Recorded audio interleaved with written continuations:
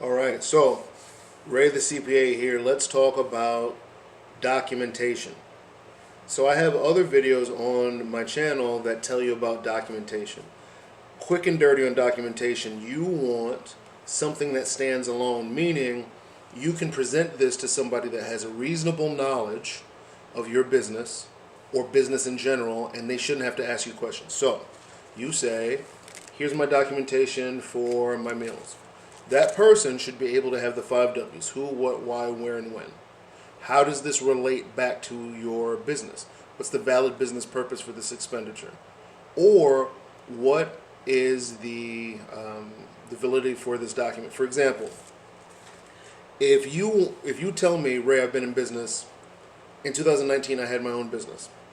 Perfect. I'm going to say, let me see your Form 1040, and specifically, let me see your Schedule C or your Schedule E or your Schedule F, right? That's going to tell me that you were an independent contractor, a farm worker, or you were self-employed, right?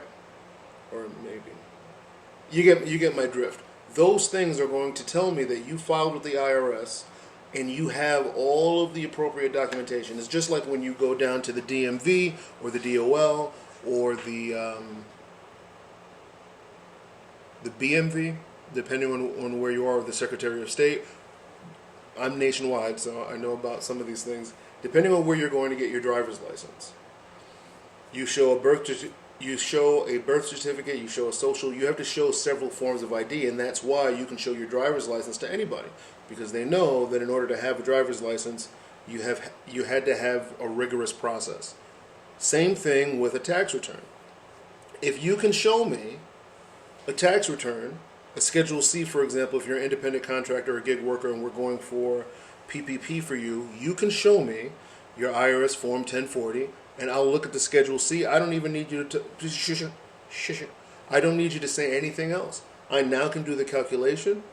I can get the average monthly net income from you. I can put it on your PPP form. I can multiply it by 2.5. Now we have what you have. Now, if you have EIDL, if you've already received that loan and we want to refinance it up into your PPP, all you have to do is show me your loan agreement. Because I know you had to apply the appropriate rigor to your loan agreement. Now, if you were going for PPP, what kind of documents are you going to need? You're going to need a tax return. Okay, just like that driver's license, you had to go through rigor in order to file those. So a copy of your filed 2019 tax return. You're going to need a loan document if you have EIDL. You are going to need your driver's license front and back for most, from my application at least, if you're applying through me in Biz2 Credit, then I need that to verify that you are you. Okay, that'll be the proof.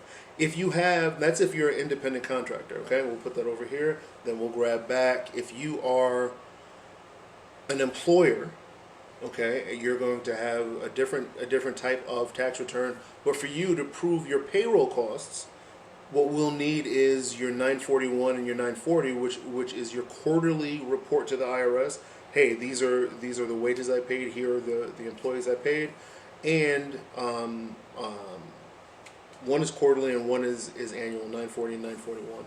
I get them confused until I'm looking at them, so leave me alone.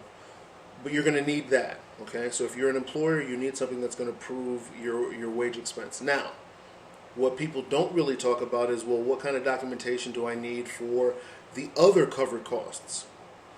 Bank statements are nice, but a third-party document, a receipt. How many of us really get rent receipts anymore, right? You just pay your mortgage. You can probably go online and get a statement, though. Or you can request from the person you rent from, send me a statement. So have a statement of your rents, because mortgages and qualified interest rents count. If you've had to purchase a bunch of PPE, protective equipment for your employees, or for yourself, or for anybody having to do with your business, that counts in this round. If you have to replace uninsured property damage, you should have an estimate, or somebody came out to look at it, a police report.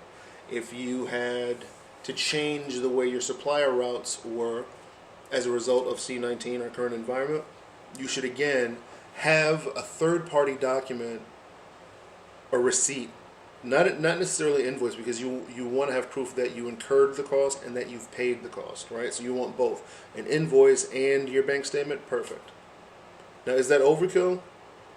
Some might say, but I don't. You want a document. You want to put the tittle on the I and the J, that's the dot above, and you want to cross every T. That way you are bulletproof from an audit, and that way you've already shown the support. So when you go for the forgiveness application, let's say that you applied through me. When it's time to do forgiveness, I then apply for forgiveness for you through the same portal.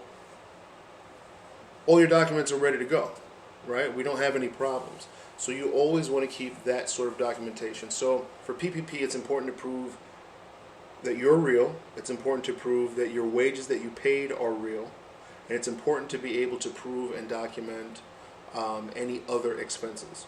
So if you want more of a primer on documentation, I have other videos on my channel. Just search within my channel for documentation and you'll find it. The other thing is, this is why back in the day I told you guys, don't commingle ever. Don't mix your business and your personal bank accounts. It's a recipe for disaster. If you're a nonprofit, don't mix your restricted and your unrestricted funds. It's a best practice to have two separate accounts, one for restricted and one for not restricted. A lot of people don't do that, and then it becomes more expensive later. Okay, my video is 6 minutes long. That's too long for me. I want to say good luck. If you have any questions or concerns, please reach out to me. As always, God bless. Bang bang. Ray the CPA is out.